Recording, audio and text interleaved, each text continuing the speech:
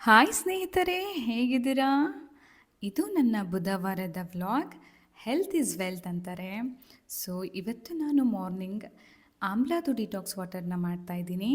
So ನಿಮಗೆಲ್ಲರಿಗೂ ಗೊತ್ತಿದೆ ಆಮ್ಲ ಆರೋಗ್ಯಕ್ಕೆ ಎಷ್ಟು ಒಳ್ಳೆಯದು ಅಂತ ಹೇಳಿ. ಇದನ್ನು ನಾವು ಕುಡಿಯೋದ್ರಿಂದ ನಮ್ಮ ಬಾಡಿಗೆ ವಿಟಮಿನ್ ಸಿ ಸಿಗೋದು ಅಲ್ಲದೆ ನಮ್ಮ ಬಾಡಿಯಲ್ಲಿ ಇಮ್ಯುನಿಟಿ ಸಿಸ್ಟಮ್ ಕೂಡ ಸ್ಟ್ರಾಂಗ್ ಆಗುತ್ತೆ. ಹಾಗೆ ಇದು ನಮ್ಮ ಡೈಜೆಷನ್ ಸಿಸ್ಟಮ್ಗೂ ಕೂಡ ತುಂಬಾ ಒಳ್ಳೆಯದು. ನಾನು ಇದನ್ನು ತುಂಬ ವರ್ಷಗಳಿಂದ ಪ್ರಾಕ್ಟೀಸ್ ಮಾಡ್ತಾನೆ ಇದ್ದೀನಿ. ಹಾಗೆ ಇದರಿಂದ ಹೆಲ್ತ್ ಬೆನಿಫಿಟ್ನ ಕೂಡ ಪಡಿತಾ ಇದ್ದೀನಿ. ಕೇವಲ ಎಕ್ಸಸೈಸ್ ಮಾತ್ರ ಅಲ್ಲ, ನಾವು ನಮ್ಮ ಊಟ ಪಾಠಗಳಲ್ಲೂ ಸಹ ಹೆಲ್ದಿ ಇರುವಂತಹದ್ದನ್ನು ಸೇರಿಸ್ಕೋಬೇಕಾಗತ್ತೆ. ಸೊ ಹಾಗೆ ನಾವು ಮಾರ್ನಿಂಗ್ ವಾಕ್ಗೆ ಅಂತ ಬಂದ್ವಿ, ಬಟ್ ತುಂಬಾ ಮಳೆ ಬರ್ತಾಯಿತ್ತು. ಹಾಗಾಗಿ ಅಲ್ಲೇ ಸೈಡಲ್ಲಿ ಕೂತು ಎದ್ದು ಬಂದುಬಿಟ್ವಿ. ಸೊ ಈಗ ನಾನು ಫ್ರೆಶ್ ಅಪ್ ಆಗಿ ಬೆಳಗ್ಗಿನ ನನ್ನ ಕೆಲಸಗಳನ್ನು ಸ್ಟಾರ್ಟ್ ಮಾಡ್ತಾಯಿದ್ದೀನಿ.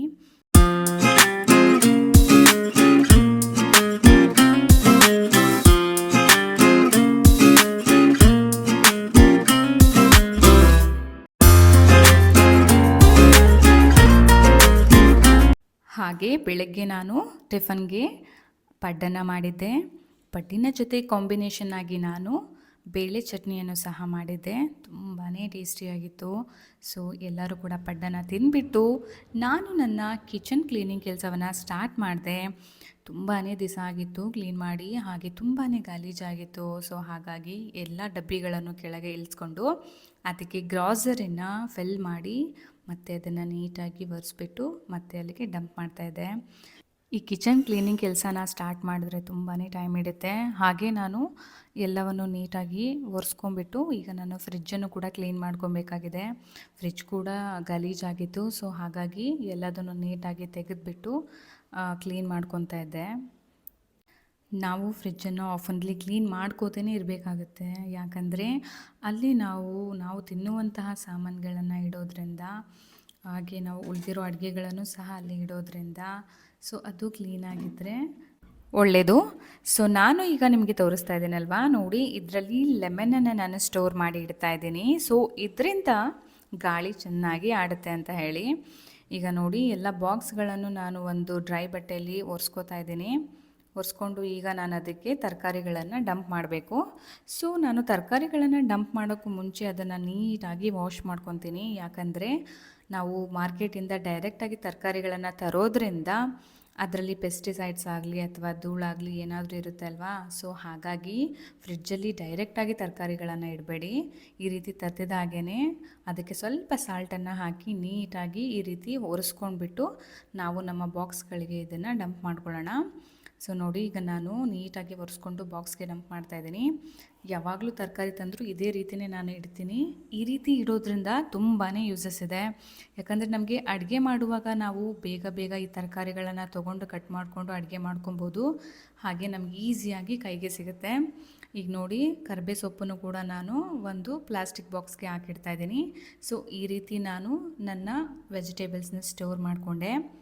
ಈಗ ನಾನು ಇದನ್ನೆಲ್ಲ ಫ್ರಿಡ್ಜ್ ಒಳಗೆ ಡಂಪ್ ಮಾಡ್ತಾಯಿದ್ದೀನಿ.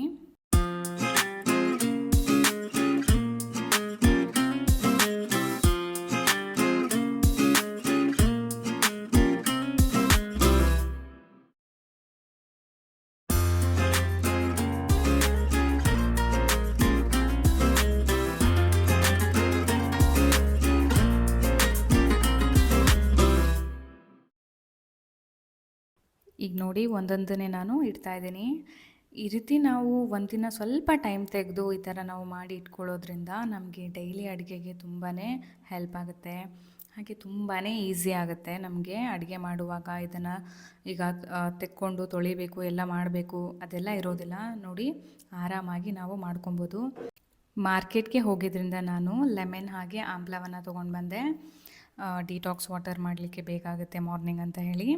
ಸೊ ನೋಡಿ ಇವಾಗ ನನ್ನ ಕಿಚನ್ ರೆಡಿಯಾಗಿದೆ. ಎಲ್ಲ ಅದರ ಪ್ಲೇಸಿಗೆ ನಾನು ಸರಿಯಾಗಿ ಜೋಡಿಸಿ ಇಟ್ಟಿದ್ದೀನಿ. ಈಗ ನನಗೆ ಎವ್ರಿ ಡೇ ಅಡುಗೆ ಮಾಡಲಿಕ್ಕೆ ತುಂಬಾ ಈಸಿ ಆಗುತ್ತೆ.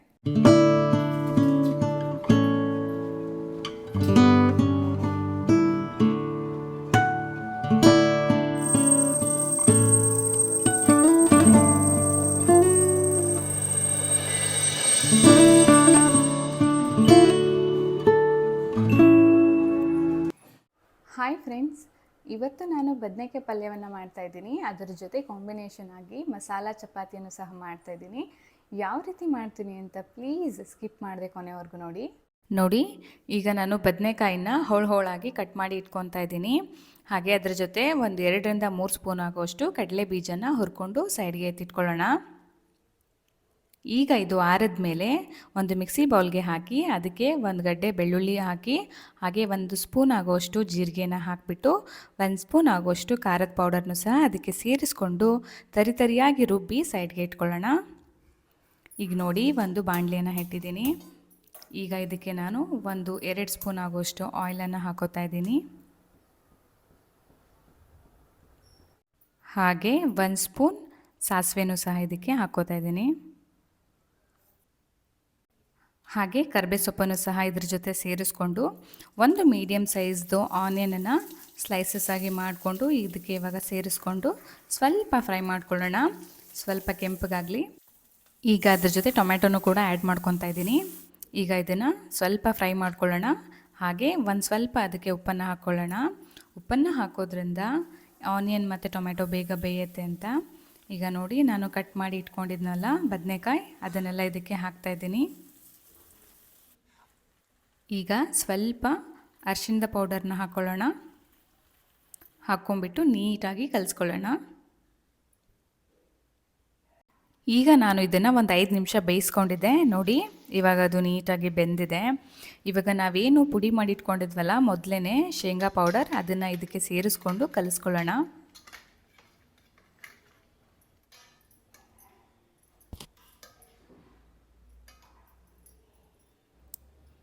ಈಗ ಅದಕ್ಕೆ 1 ಬೌಲಷ್ಟು ನೀರನ್ನು ಹಾಕ್ತಾಯಿದ್ದೀನಿ. ಹಾಗೆ ನೋಡಿ, ಇದು ಗುರೆಳ್ ಪುಡಿ ಅಂತ ಹೇಳಿ ಇದನ್ನು ನಾನೇ ಮನೆಯಲ್ಲೇ ಮಾಡಿಟ್ಕೊಂಡಿದ್ದೀನಿ. ಇದನ್ನು ಈಗ 1 ಸ್ಪೂನಷ್ಟು ಹಾಕ್ಕೊಳ್ಳೋಣ. ಇದನ್ನು ಇವಾಗ ಮಿಕ್ಸ್ ಮಾಡಿಕೊಂಡು ಈಗ ಇದಕ್ಕೆ ನಾವು ಇನ್ನೊಂದು ಸ್ವಲ್ಪ ಉಪ್ಪನ್ನು ಹಾಕ್ಕೊಳ್ಳೋಣ. ಉಪ್ಪನ್ನು ಹಾಕ್ಕೊಂಬಿಟ್ಟು ಹಾಗೆ ಚಾಪ್ ಮಾಡಿಟ್ಕೊಂಡಿರುವಂತಹ ಕೊತ್ತಂಬರಿ ಸೊಪ್ಪನ್ನು ಸಹ ಅದರ ಮೇಲೆ ಹಾಕಿ ಒಂದು 5 ನಿಮಿಷ ಬೇಯಿಸ್ಕೊಂಡ್ರೆ ಬದನೆಕಾಯಿ ಪಲ್ಯ ರೆಡಿ ಆಗುತ್ತೆ. ಈಗ ಪಲ್ಯ ಹೇಗೋ ರೆಡಿ ಆಗಿದೆ. ಈಗ ಅದರ ಕಾಂಬಿನೇಷನ್ ಆಗಿ ನಾನು ಮಸಾಲ ಚಪಾತಿಯನ್ನು ಮಾಡ್ಕೋತಾ ಇದ್ದೀನಿ. ಇವಾಗ ನಾನು 2 ಬೌಲಷ್ಟು ಗೋಧಿ ಹಿಟ್ಟನ್ನು ತೊಗೊಂಡಿದ್ದೀನಿ. ಈಗ ಅದಕ್ಕೆ ನಾನು ಸ್ವಲ್ಪ ಉಪ್ಪನ್ನು ಹಾಕ್ತೀನಿ. ಹಾಗೆ ಸ್ವಲ್ಪ ಜೀರಿಗೆ, ಹಾಗೆ 1 ಸ್ಪೂನಷ್ಟು ಅರಿಶಿಣದ ಪೌಡರನ್ನು ಅದಕ್ಕೆ ಸೇರಿಸ್ಕೊತಾ ಇದ್ದೀನಿ. ಈಗ ಇದನ್ನೆಲ್ಲ ನೀಟಾಗಿ ಮಿಕ್ಸ್ ಮಾಡ್ಕೊಳ್ಳೋಣ.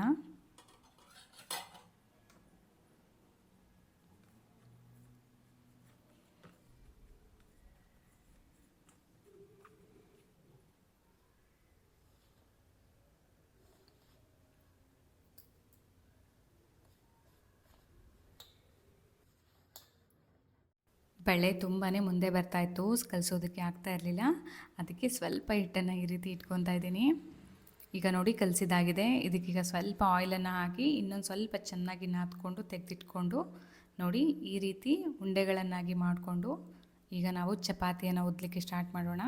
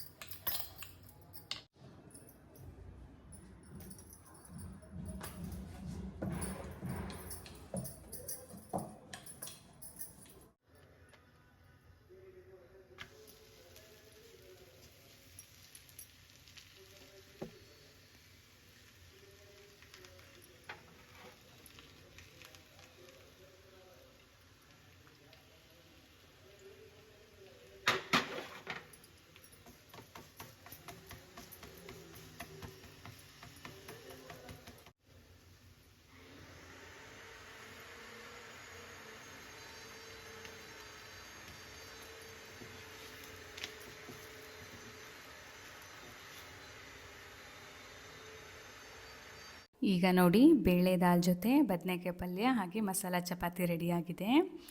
ಸೊ ನಿಮಗೇನಾದರೂ ಈ ವಿಡಿಯೋ ಇಷ್ಟ ಆಗಿದ್ದರೆ ಪ್ಲೀಸ್ ಲೈಕ್ ಮಾಡಿ, ಶೇರ್ ಮಾಡಿ, ಕಾಮೆಂಟ್ ಮಾಡಿ ಹಾಗೆ ಸಬ್ಸ್ಕ್ರೈಬ್ ಮಾಡಿ.